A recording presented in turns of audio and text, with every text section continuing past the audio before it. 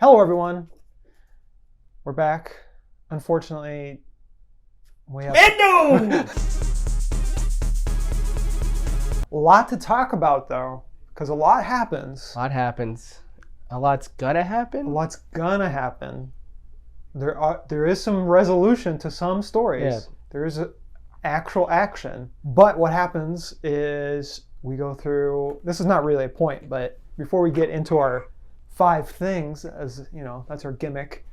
I just want to say that the first half of the season probably as bad as Obi-Wan. There's 2 pretty good Mando episodes at the end of Boba Fett. Yeah. That should have just been, I don't know, the first 2 episodes of this season. The season starts out and you're like, wait, I'm sorry, am I missing something? Yeah, you are missing something. Yes, it is very much. Most of the season is just backwards in a way. Yeah. Like the way it's told, there's a certain whoever designed this, the way the episodes were, how the season is folding out. There's a lot of dilly-dallying. Yeah. A lot of side questing. So much dilly-dallying. And I'm just like, I want Grogu. I want Mando. I like Bo-Katan. I like Paz Vizsla. I like all the side characters. Yeah. But it's so much focus on everybody else. And I like the character that Katie O'Brien plays. I can't remember her name right now. But you know, the agent inside, the spy inside of the Republic or whatever. Great. She's great. But the story they tell with her is just like such a bore. Well, I think too, we talk about dilly-dallying, is that like in the first season, or even in the second season a little bit, the dilly-dally is just its own thing. Mm-hmm. It's like, okay, it's dilly-dally, and it's like they're fun episodes, they're almost like one-offs. Like this is all dilly-dally that's supposed to lead to something. Yeah. And some of it, you're like, God, I wish that was not happening. All the dilly-dallying that happens in Andor, it really feels earned because it's all connecting from one point to the next. Yeah. This, we're just missing so many chunks and we don't even know when the 4th season's going to come out. Well, I don't even know, is there a 4th season?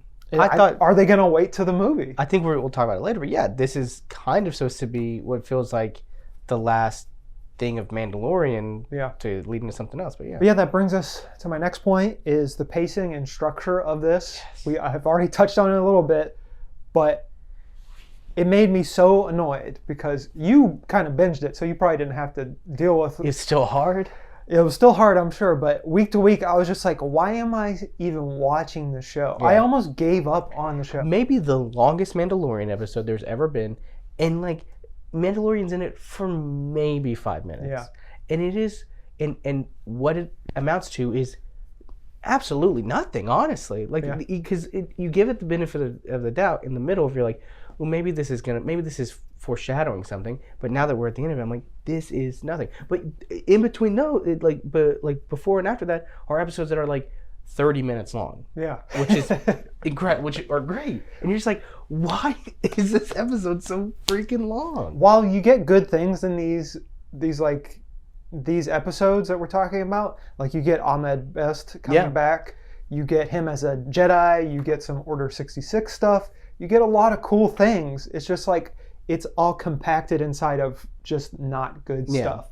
The whole reason I watch Mando is because I don't want it to feel like Star Wars. We've discussed this quite a bit. I didn't grow up watching Star Wars. You didn't grow up with Star Wars. I didn't grow up with Star Wars. So I've only watched it through the lens of an adult, so I have no nostalgia attached to it.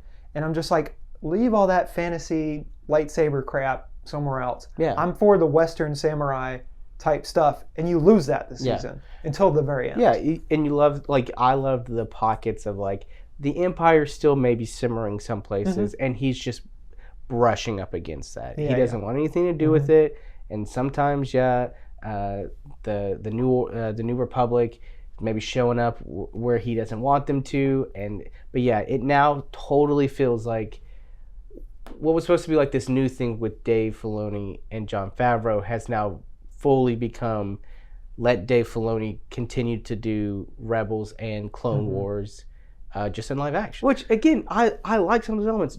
Am I jazzed, and we'll talk about it later, to see Thrawn? Yeah, that rules, but Thrawn has been around for a long time. Is it cool to see Bo-Katan? Yeah, like, that stuff rules, but I thought I was going to be getting, like, more. I thought this season was really going to be more about, like, the siege of Mandalore, like to like taking it back, but also that conflict between Mando and Bo. It's like it kind of like is teased and then thrown away at the, you know, like just because they're like, we gotta kind of set up for like this other stuff that's coming later. Yeah. So before we get to the future, okay, let's talk about two good things. Okay.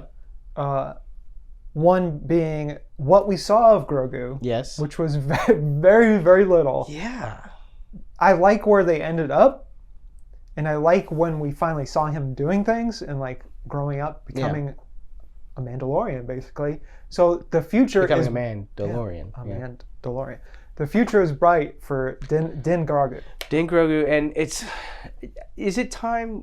I think about this a lot every time a new episode. I know we haven't really spanned that much time, but is it time to maybe age up Grogu? Absolutely. Like maybe take some like steroid juice or something and just gets like jacked. Because it's like I really would love to see like Grogu in just straight up Mandalorian gear. I think that's what I'm most excited about. I'm pretty sure everyone's excited about that. Like they kind of hint at it, but I'm like, there's no way that dude's carrying it. Like he has like a breastplate now, and I'm like, there's no way. No way. And he's doing flips. I do love that they have committed so hard to still making it practical. It still looks great. Because Werner Herzog scared them. Baby. No, you must not do CGI. Every time I see him, I'm just like, I want to see the baby. That's what this season was. Like you just want to see the baby, and they're like, what about a baby and a robot? And you're like, I guess that's kind of cool, but yeah. So lesson learned: do not sideline Grogu. Also age him up. Age him up. Mm-hmm. One thing that they finally got to the last 3 episodes is the story of the Mandalorians. Yeah. The final like fight battle is some of the best stuff that's happened in Mandalorian. Yeah. Just sucks it took forever to get there. Yeah. I thought this would be our whole season 3. Mm-hmm. Some conflict between Din and Bo-Katan, like who's going to lead? Is there anything still there? This kind of like rallying of the troops, and then it being like a full-on war.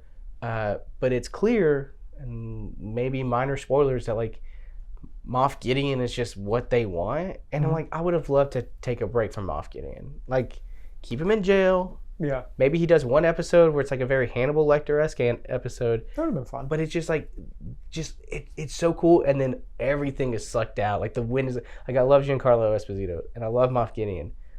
But I wanted to see just more Mando fighting. Wanted to see more, you know, like, ooh, the people that take off their helmets, people that don't take off their helmets. Like, can they all live peacefully? Is there like that power struggle? Like the Darksaber, so important in the second season. They just pretty much they crunch it. By the end of it, it's gone. Well, in some respects, it makes sense to get rid of this like thing that is so tied to the people of Mandalore, where it's just like, well, they don't need to follow whoever holds the Darksaber is the ruler, because that's an antiquated idea. Yeah. So I like that structure of it, but also it's a cool thing to sell toys with. So to crush it is kind of a bad idea. Mm-hmm. Before we move on, though, Paz Vizsla, his last stand. Rules. Oh my God. Sorry you're gone, but miss you, bud. And then we get that scene to juxtapose how well of a fighter Din Djarin is. Yeah. Because when he fights the Praetorian Guards, like, you know, he's struggling a little bit, but obviously he's got Grogu to help him. Yeah. And then Grogu helps him, and then he overpowers him. So it was really cool to see, like, Mando got sidelined quite a bit this season. Yeah. So it was finally good to see him, like, go through the scene where he's just, like, fighting. He's got his hallway fight, his hallway fight, his Daredevil fight. And then he got the fight with the Praetorian Guards. I'm so glad that they're back, because they kill in Last Jedi. Yeah. I do like that they're at least being like, Last Jedi's real. Like obviously they're patching the holes of the requel trilogy. They're doing that, but it also at the same, which I don't really know what they're totally doing, because it feels like they were like, hey, clones. Maybe it's clones. And they're like, well, yeah, it's probably clones. And they're like, oh, is it though? You guys are obsessed with clones. Stop doing clones, man. Everything does look like it is actually on sets. A lot of it felt like, man, we're in real locations, or at least it looks like real locations. Anyways, back to my biggest problem with this part of the series is that halfway through the season, it's Star Wars Celebration, and they're like, great news, guys. Hey, all these shows we're doing, with the exception of Andor and Obi-Wan and the Skeleton Crew, we're gonna do one movie where it's Boba Fett, Mandalorian, Ahsoka, what's the other one? missing one. Maybe I'm not missing one. Bad Batch. I don't know. Bad, but like it's all gonna be in a movie. Like it's good. They're gonna do a movie, and I'm like, okay, but now I know. Like you've set the stakes, and now every little thing that I'm looking at. Well, that's setting up for a movie. Well, that's setting up for the movie. Well, it's also burdening Ahsoka with so much. Yeah. Because Mando has ended at a certain point. And we kind of have an idea of where Ahsoka takes place in the timeline. Yeah. But we don't know how far after end of season 3. Yeah. Well, with Ahsoka, it's clear like what they're saving. They're kind of doing like Heir of the Empire. They're gonna do Thrawn in Ahsoka. They've already said that, but that like. It will be like Thrawn, Moff Gideon, because let's be real, he's not dead. If you don't see his body, he's still alive. Yeah, that wicked crown. But they're doing that, and it'll be Ezra Bridger. It'll be all that, like pretty much wrapping up Rebels and Clone Wars all at the same time. But makes me worried that like, well, Mando is just going to be some kind of like side character in that. You can't. The guy who started it all is now going to be relegated to, hey, we need some muscle, you know? Like when really it should be Mando and Grogu being the emotional heart of it all. I know all the Star Wars fans, they just like love Filoni. And they kind of love Favreau a little bit. Yeah. But like I understand he's like reverent to like the mythos. He did some great stuff. Because he's like the dude right under George Lucas. Yeah. It's like Lucas taught him. I was watching some TikTok of Freddie Prinze Jr. yelling at people about how there's always balance in the Force.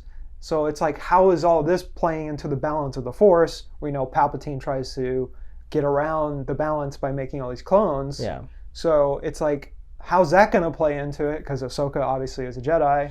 So it's like... It's just hard. It's like, I don't really know. It's just a heavy lift. The movie is going to be impossible impossible to do in one movie because you're wrapping up so many threads. Yeah. You're trying to kind of plant the seeds that will come to fruition later with all the clone stuff and kind of explain that a little bit. Do you, at that point, like bring in Kylo Ren and Luke to kind of say, hey, this like, the Emperor's kind of back and I'm going to start planting these seeds in his head? Like, it's like, what are you... It's just going to be impossible. And I'd rather just have, a kind of off season about Mandalore, an off season of Mandalorian, and then a really wicked season later. I don't want to see, like... Of course it'll be cool. I'm sure it'll look awesome. It'll be fun, whatever. Like, I just kind of want to keep seeing these stories. At the same time, a lot of these criticisms were hedged towards Marvel when they were trying to do Infinity War. Yeah. Rightly so, they split it into two movies. I don't think Star Wars has the trust to split anything into two movies. And let's be real, Infinity War and Endgame are a payoff of 10 years of work. Mandalorian started in 2019. Like, so unless you're going to give it another 6 years, like, they're rushing I don't see it. And I understand Star Wars is a cash cow. Disney did buy it for quite a bit of money. Yeah. But I'm sure they already made all that money back from toys. Yeah. So I know Star Wars, they want to have the toys, the constant turnout that Marvel does. But as we've learned with Marvel, the constant churn is going to catch up to you at some point. I really do. I do think that they are. Let's wrap this up. We're doing a little too much here. And they're going to be focusing, like, I'm excited about James Mangold. I'm excited his movie. I'm excited for Skeleton Crew. It sounds awesome.